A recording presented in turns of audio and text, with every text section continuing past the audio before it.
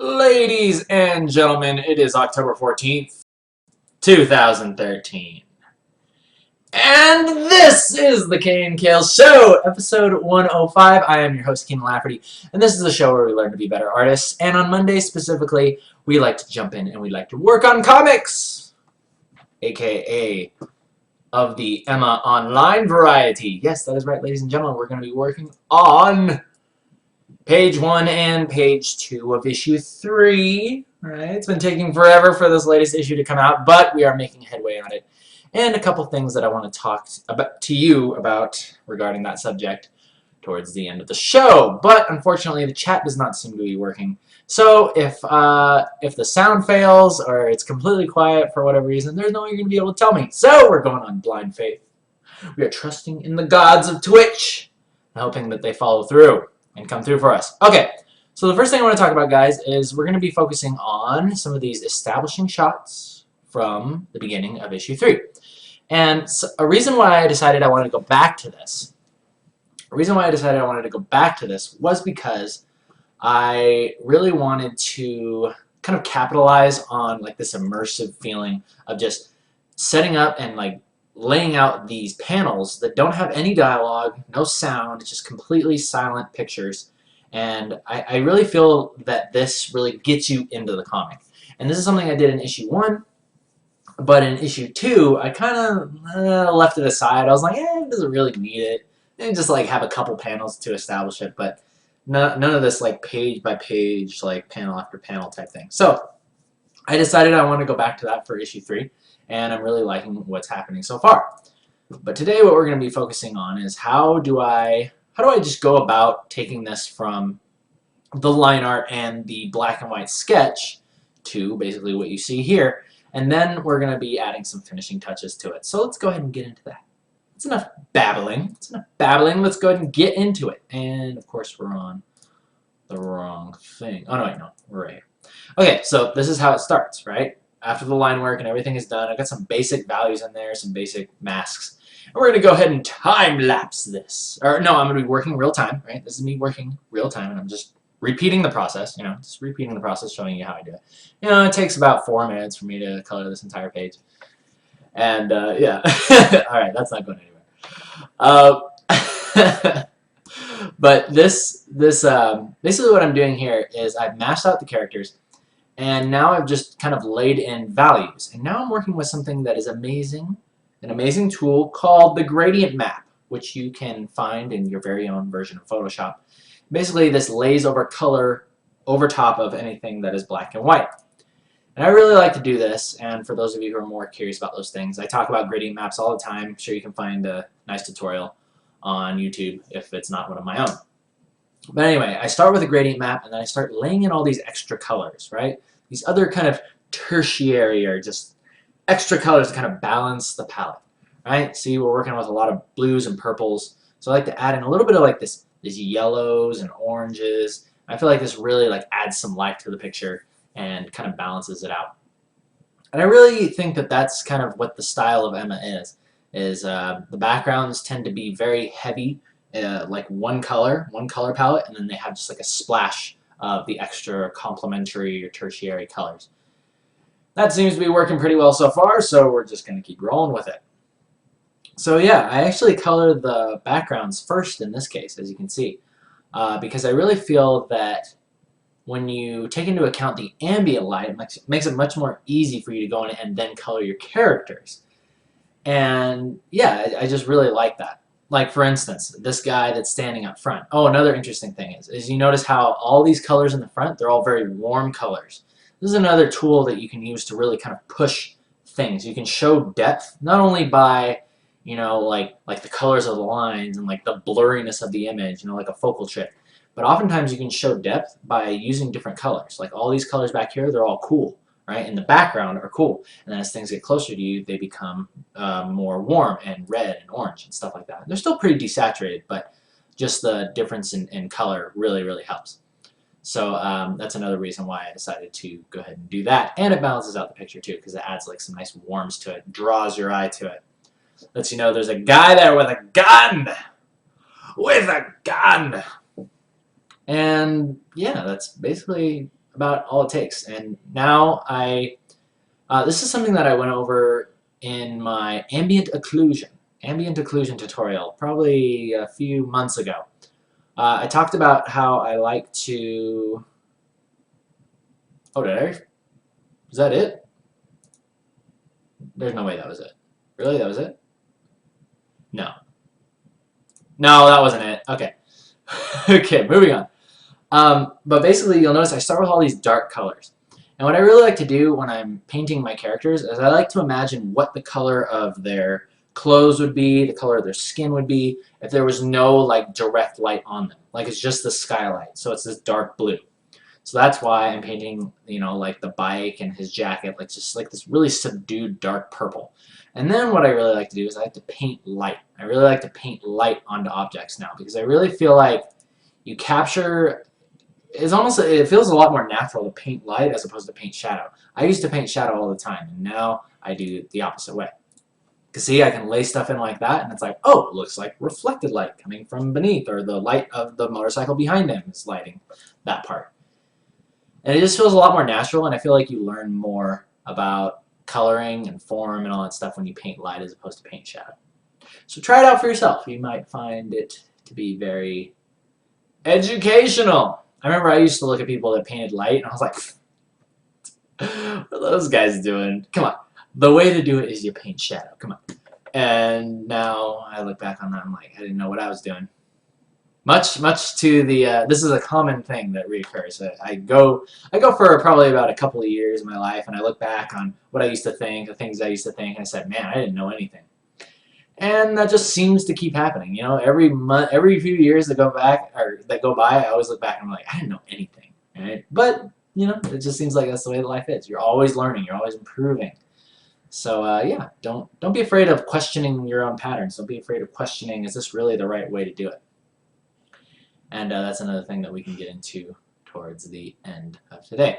So we got about 1 minute left in this time lapse. So let me explain what I'm doing here. Now I'm continuing with the lighting, but what you're going to see me doing now is I'm going to go into the background and I'm going to take the Reptar brush, the infamous Reptar brush, and I'm going to start cleaning up the edges. I'm going to start kind of basically like shaving away the edges and making sure that they are clean. Like see how this part of the mountain is really slightly blurry, it's kind of painterly, whereas this edge right here is just like cut off like perfectly, right? I go through the entire drawing and I really like to do that. Looks like I barely did that at all. Okay, so anyway, I can demonstrate more of that once we go real time. So here I'm actually doing a little bit more coloration of the characters, and it's really easy because all it is just using the gradient. All I'm doing is using a soft brush, and I'm just picking colors, just laying it in. And the smaller that you make the brush, it makes like really nice cast shadows, like this thing of the collar, like hitting the back of his the hood. That's just taking the big soft brush and making it smaller, so it's a faster transition. And it's a very versatile tool in that case. And it's really, really simple. I like the simple look that it gives to the comic. It's like simple, but it's still like believable. I really like that stuff. So yeah, just painting in Clem, painting in the background bikers, the BG bikers.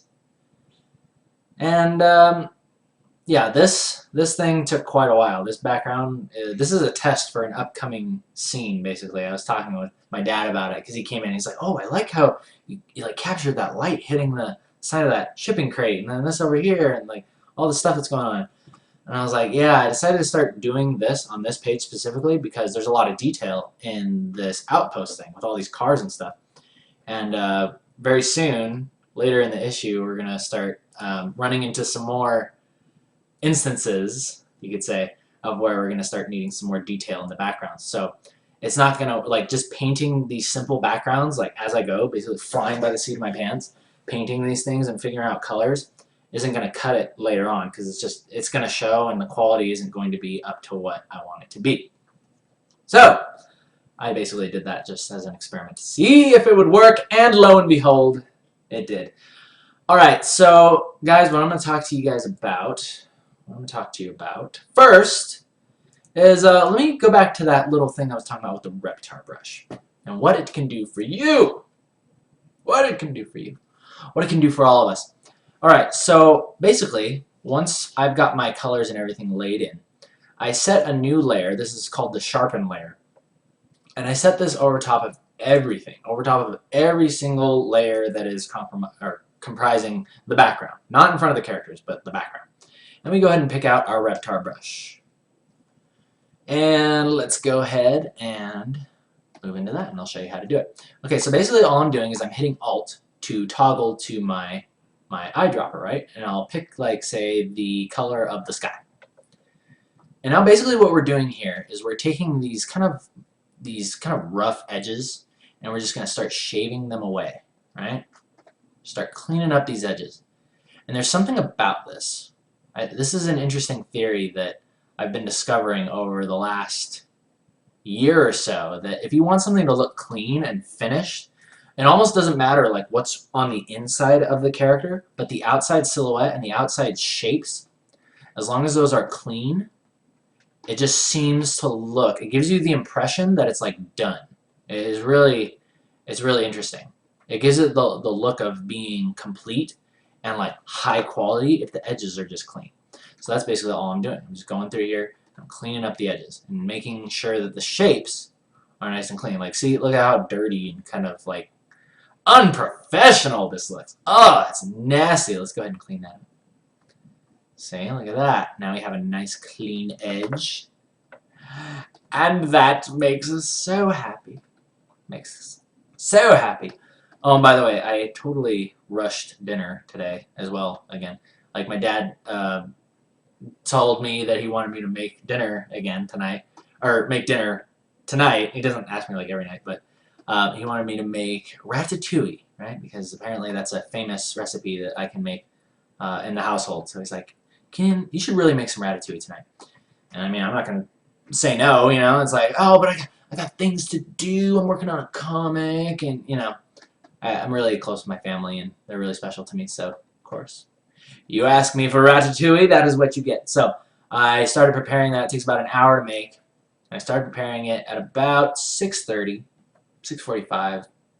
It was in the oven, and it takes an hour to cook.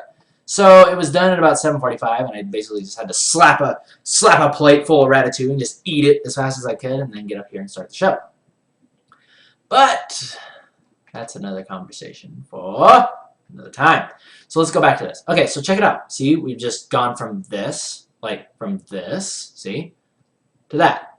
And it's very small. It's a very small, subtle thing. And you don't want to spend too much time doing it, right? I don't like to spend too much time on this.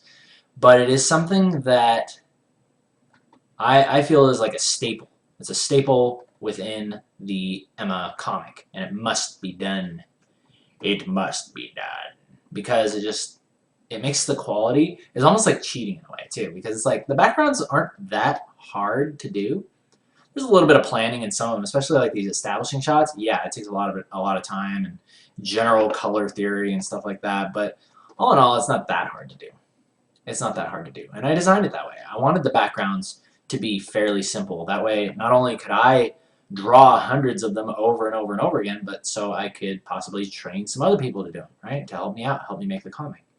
Like the amazing souls that are helping me so far. The souls, right? I don't know why I use that word. That's funny. Probably because my brother's playing Dark Souls. I have souls on the mind. The brilliant, beautiful souls that are helping me. So, yeah, it's been really good. It's been a really good time. And I am very sad that I cannot see what you guys are typing. I hope it's not something on my end, but it probably is. Probably is. Okay, so I'm just going through here and kind of cleaning things up. Basic stuff. And I'm sure it's really fun to watch. Really, really fun to watch, but not all the lessons can be super fun. Oh, or I don't know, maybe you really do like doing this. In any case, I should just shut up. Let's just shut up and do it. But, yeah, I mean, what's interesting about... Let me go into what I was talking about earlier today, about just the feelings that I've been having with the quality of the comic, and, you know, why, like, it seems like every part that comes out, I'm always, like, questioning myself, and like, oh, is this really good enough? Is this really going to be good enough?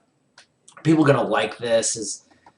You know, I was like, I want to improve the quality of this, but can I really do it? And I keep having all these doubts. Keep having all these doubts about, the comic and my abilities, and the reason why I think this is so funny is because I've already made 2 issues. You understand? Look at me. I have already made 2 issues of this comic, and I am still doubting my abilities to do it. Like, how stupid is that? Like, especially when you think about it that way. And that's really, like, a thought that only came to me today. It's like, I have already made 2 issues of this. I've proven to myself that I can do it. And yet I'm still afraid of, oh, is this going to be good enough? And I've had this thought before. I've had these thoughts before. And this is what really bothers me. And it's also probably a little bit enlightening, too. Because, A, what I realized is, it was something I said last time I was having thoughts like this, is like, A, the worst that could happen is it's just as good as the other ones, right? Or maybe a little worse. Or maybe even the worst case scenario is it sucks. The worst case scenario is it sucks, right? But I'm not going to release something that I think sucks. And, it's just, if you want to look at it from a, like, law of averages type of thing, it's like, it just doesn't. Like, most of the time it doesn't suck. And people like it just the way it is. So as long as I just keep doing what I'm doing, I'm just going to keep improving. Alright? But then I ask myself, oh, but I want to get better.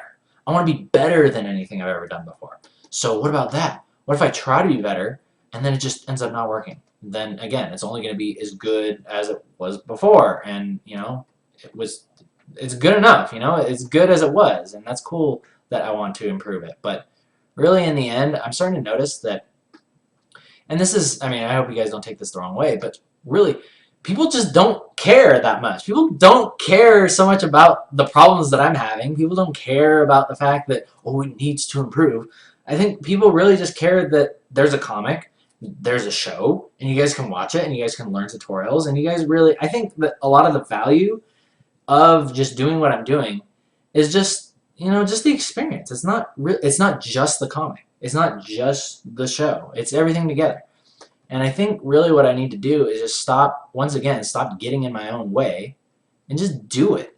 It's so funny. Like, and this is the other thing. This is where it's enlightening. And I hope that you guys understand this for yourselves too, because this is what I'm really trying to get across, is that whenever you have feelings that you can't do something, or even something that you've done before, and you still have these doubts about moving on or learning something or drawing this picture or, improving a skill, I hope that you guys understand that these feelings of inadequacy, they never really go away. They never, ever go away. There's never a point where you're like, I totally got this. I totally got it. It's always, it's a fight for territory, right? Those doubts and those things are always going to be coming back to you. This is turning into a Thoughtful Thursday. You understand that, right?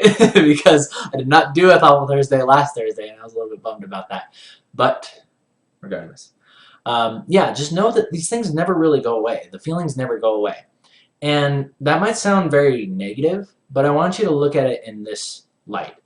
And that is that instead of wishing that it would go away or hoping that it would go away, just accept the fact that it's always going to be there, and then learn how to combat it, right? Learn how to fight against it, learn how to push it out of your way, and soon what is something that you dread and that you fear, you're like, oh, I hope these feelings of inadequacy don't come up again. And then when they do, you're completely freaked out because you're like, oh, this can't happen. This wasn't how it's supposed to be. I was supposed to leave it behind and never go back to it. Realize that it is going to come back. And once you accept that, be like, it's you again. Here, let me promptly take your face and jam it into the pavement. And then you continue with your work. Right? You learn how to deal with it. You expect it to come back. And when it does, you know the proper actions to take. But anyway, yeah, so that's kind of something that I've been dealing with. It's just, it's just these feelings of inadequacy. These stupid feelings of inadequacy that have no reason to be there. But again, they are there, and they are always going to be there. And what I have to do is stop wishing that they will go away, and instead just accept that they are going to be there and learn how to deal with them. So, it's very interesting, and I mean, don't get me wrong. I mean, I'm happy. I'm happy for the challenges. I'm happy for, the quest of improving yourselves and figuring out who you are and facing the challenges that would otherwise stop you from achieving and creating the things that you want. I really am grateful for that, and I'm really enjoying everything that has been coming of this comic. And I can't wait to continue to be making the comic. But yeah, it's just like, I really think that one of the biggest things I need to do is just accept that it's just the way it is. That's the way it is. That's the way it is. That's the way it's going to be. And all I can do is just figure out a way to work with it instead of running away from it and thinking that something is wrong when it comes up. So yeah, there's your dose of Thoughtful Thursday for what we missed out on last week. Yeah, okay, so let's go ahead and take a look at what we've done so far. We've gone from this to that. See, we're getting rid of the lines, cleaning up edges. And let's go ahead and take care of the edges in the front foreground here, because that's where it's most important. And then I'll show you guys a little bit. We've been going for about, oh, how long have we been going for? We've been going for 20 minutes? Alright, we'll go a little bit longer today. What the hell? Why not? Why not? Well, especially because we're not going to have questions today, unfortunately. Seems like we're just not. The stars are not aligned. The planets, the question planets are not aligned. One more try. I'm going to try and reload the chat.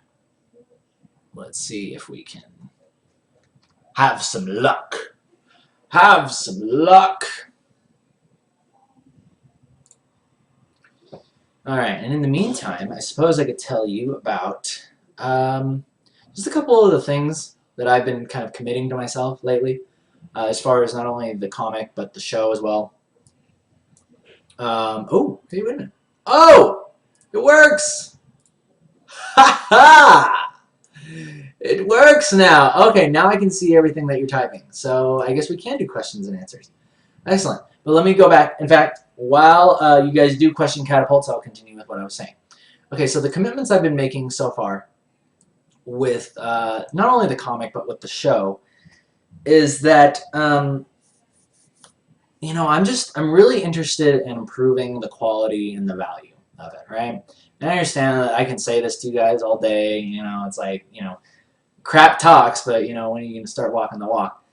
And, but just know that I've really taken some time to think about where the value of what I do is, right? And I've asked myself, you know, is it really just the comic? Should I just be slaving away and everything should be focused on the comic, and, you know, the show should kind of take a second seat or try to promote the comic? You know, everything serves the comic.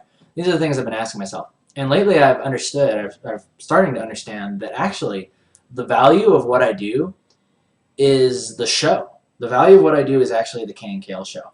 And I need to be thinking more of it as everything that I do and all the quality and all the improvements that I want to make, it should really be serving the show. The comic should be serving the show. And it is, right? Because I get to work on it. And you guys get to learn and ask questions. And I like that stuff. But, you know, it's almost like priorities now. And my priority is now shifting over to the show. And this isn't me saying that I'm not going to make Emma anymore. But, I feel like the show is taking a second seat to Emma. And like you'll notice over the last few weeks, I've been releasing, you know, these time lapses and things that I've been doing on the side and just working on things other than the comic. And I've been noticing that once I started doing that, it's like balancing everything. It's balancing everything and I'm feeling good. And, you know, I'm just feeling happy. I'm really feeling happy. And I'm getting help on the comic. Like these amazing people, Alicia and Ozzy are helping me with the line art, and Aaron Pinel is learning to do backgrounds. And I'm so happy about that. And I'm realizing that the comic has now the potential, just with the team that I'm creating, or the team that's joining me. It's like, I didn't really create it. Basically, they came up to me. They showed me that they could be a team before I even asked them to be one. And they're just freaking awesome like that. And I was like, oh yeah, I guess I could like have you guys help me because you're freaking awesome. And you're already basically doing a comic without me. So yeah, why don't you come over here and help me with that? But, yeah, it's freaking awesome. I love that. But my commitment now is I just want to improve the quality of the show. So I hope you guys are okay with that. I'm sure you guys are, right? Okay. So questions coming in. Questions coming in. Let's see. Poco Locomoco is asking a great question. Line art. He's asking about line art. Creating clean line art. This is a great question, Poco Loco. The way that I go about doing this is because I really don't like line art either, right? I despise freaking line art to the core. So a way that I found to get away from that or get around that is using the Reptar brush. The Reptar brush is amazing in many ways because, as I've said before, it just has this way, like look at the texture that kind of like is within the line automatically, right? Let's zoom in on that sucker. See that? See all that like little texture that kind of goes along the line? I like that because when I do line art, I don't like to like work just like super small or like work, heaven forbid, work with one of these brushes, you know, because you make a small like mess up with one of these, it really shows and it looks really ugly, right? But with the Reptar brush, it just seems to flow really nicely, right? It seems to just flow one thing into another. And then if you do have like little flicks or whatever, it just looks like it's part of the texture of the brush. So I would say if you're the kind of person that doesn't enjoy doing line art, I would say consider putting some style or texture into your lines. Get a texturized brush, and that'll make doing line art a lot easier because the little imperfections and everything, that'll just add to the style. All right. Last question. I'm going to take one more question, and then we're going to go ahead and end. Let's see here. Dordua is asking, have I ever used 3D software like Maya or ZBrush? I actually did take a semester of college learning 3D Studio Max and Maya because that was back then when I believed that 2D art, 2D concept art was going out the window. Like nobody needs 2D artists anymore. You just make a 3D model over here and then we can animate whatever we want.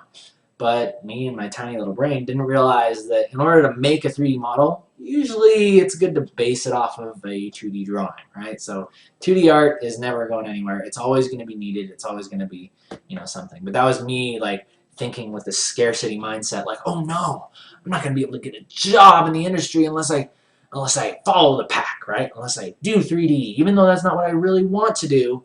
I'm just going to do this because that seems like that's the way that it's going to go. And that was a really, really bad decision.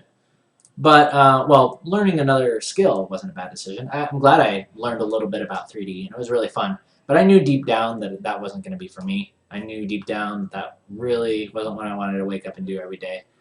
I knew I was a 2D guy. So, yeah, I only lasted for a semester. Made a small little animation, and that was fun, but that was about it.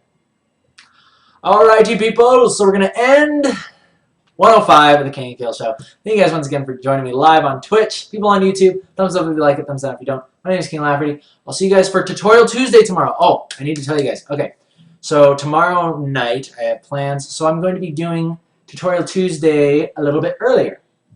And the time exactly, I don't know, but stay tuned to the Facebook. Probably going to be around 5 o'clock Pacific Standard Time, so 2 hours earlier. Or no. I'm not going to say a time. Just know that it is going to be earlier. I'll post it on Facebook. If you want to join me live, you can do that. And if you miss it, then it's just going to be on YouTube as usual.